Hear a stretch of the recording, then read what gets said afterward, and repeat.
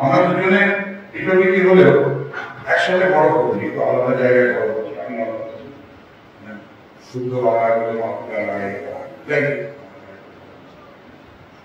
কিন্তু আসা যাওয়ার ছিল কম সময়, ও যেখানে বড় হয়েছে দেখেছে আর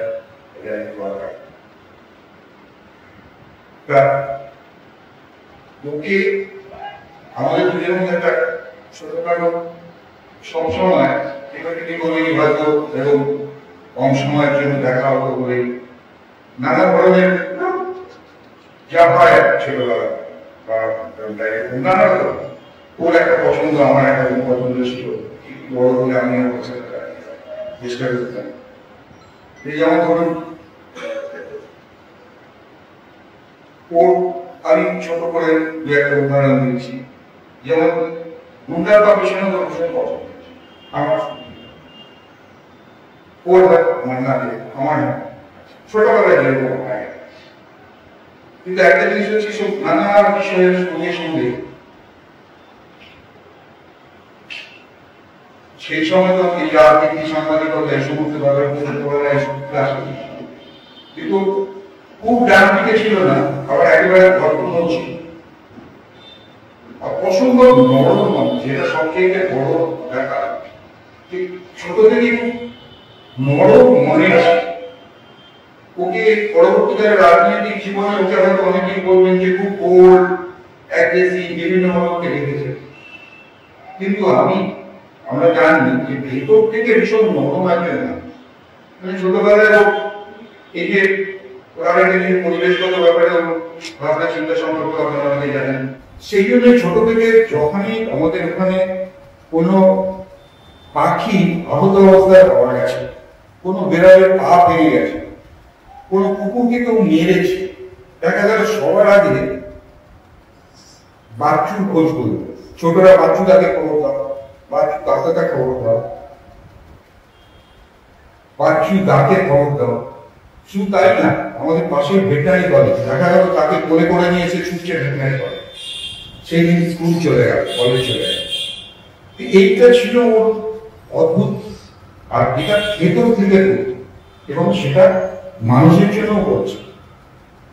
পরবর্তীকালে সেটা এই কোয়ার্টারে এসেও দেখেছি, একজন রিক্সা চালাতে এসে অসুস্থ হয়ে পড়েছে গরমের মধ্যে, যে ডাক্তার কোনোদিন বেরিয়ে কোয়ার্টারে একটি লোককেও দেখেনি, সেই ডাক্তারকে বাড়ি থেকে তুলে নিয়ে এসছে, বাচ্চা বাচ্চাদের সম্ভব, চলো গিয়ে দেখতে হবে। ভেজিটেরিয়ানের ওষুধ ব্যাপার নেই, অনেকে দেখতে হবে, গিয়ে ভাড়া করতে হবে। আলটিমেটলি তাকে নানাভাবে শুক্রচার করে, কিন্তু আলটিমেটলি কি করবে, ও যখন চলে যাচ্ছে, ওর কোনো কাজকর্ম আছে, আমার মায়ের সিঁড়ি নিচে তাকে বিস্তার টিস্তা করে রেখে দিয়ে যাবে এবং তাকে সারাদিন ধরে জল দেবে, পানি দেবে, খাবার দেবে, সমস্ত কিছু আমার, তো ও খবর নেবে। এইটা ছিল ওর। আর এই কারণের জন্য এই ছোট থেকে এইভাবে আস্তে আস্তে আস্তে আস্তে বড় হয়েছে বলে ওর কোথায় পরবর্তীকালে এই যে মানবাধিকার কর্মী বলছেন সাংবাদিকতার জীবনের সঙ্গে এইটাও ছোট থেকে ভেতর থেকে ছিল বলেই বোধহয় পরবর্তীকালে ও এইভাবে আস্তে আস্তে আস্তে আস্তে নিজেকে হয়তো এই রাস্তায় হচ্ছে। এছাড়া আমি আর কিছু বলবো না, একটা কথা আর একটা কথা বলে আমি শেষ করবো। বোধহয় রাজনীতিতে আসার পেছনেও একটা রক্তের ব্যাপার ছিল, কারণ ওর প্রথম একটা ছবি বেরিয়েছিল তখন ক্লাস 9-এ পড়ে।